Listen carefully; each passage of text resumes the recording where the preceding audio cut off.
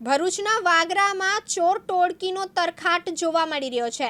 છેલ્લા 2 દિવસમાં ચોરીનો આ બીજો બનાવ સામે આવ્યો છે, જેમાં ડેપો સર્કલથી બચ્ચો કા ઘર તરફ જતા મુખ્ય માર્ગ પર આવેલ એક મોબાઈલની દુકાનને તસ્કરોએ નિશાન બનાવી છે.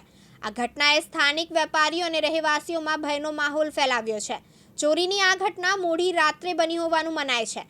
તસ્કરોએ ચાલાકીપૂર્વક દુકાનની પાછળની બાજુએ આવેલી ગ્રીલ તોડીને અંદર પ્રવેશ કર્યો હતો. અંદર પ્રવેશતા જ તેઓએ દુકાનમાં રહેલા મોબાઈલ ફોન, ઇયરફોન અને અન્ય એસેસરીઝની ચોરી કરી હોવાનું જાણવા મળ્યું છે.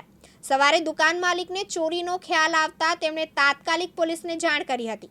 ઘટનાની જાણ થતાં જ વાગરા પોલીસની ટીમ તાત્કાલિક ઘટના સ્થળે પહોંચી હતી. પોલીસે સ્થળનું નિરીક્ષણ કરી દુકાન માલિક પાસેથી પ્રાથમિક વિગતો મેળવી અને તપાસ હાથ ધરી છે. ઉલ્લેખનીય છે કે 2 દિવસ પહેલા પણ આ જ લાઇનમાં આવેલી 2 થી 3 દુકાનોમાં ચોરીનો પ્રયાસ થયો હતો. સતત 2 દિવસથી બની રહેલી આ ચોરીની ઘટનાઓએ વેપારીઓમાં ભય ફેલાવ્યો છે. હાલ વાગરા પોલીસ માટે આ એક પડકારરૂપ સ્થિતિ છે, જેમાં તાત્કાલિક પગલાં લેવા અનિવાર્ય છે. સ્થાનિકોએ પણ પોલીસ દ્વારા કડક પેટ્રોલિંગની માંગ કરી છે, જેથી આવી ઘટનાઓનું પુનરાવર્તન અટકાવી શકાય.